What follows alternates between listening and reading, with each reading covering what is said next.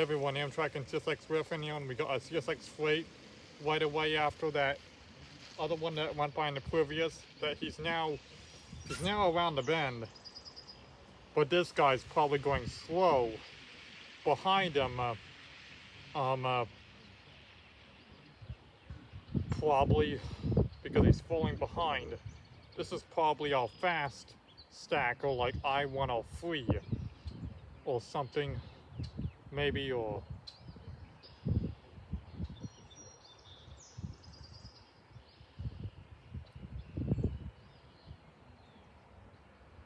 and he's falling behind it.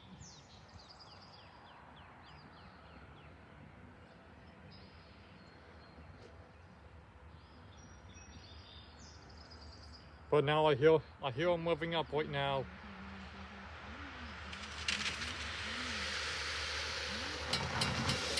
Truck made it across in time. At least we don't have any emergency vehicles waiting for this guy.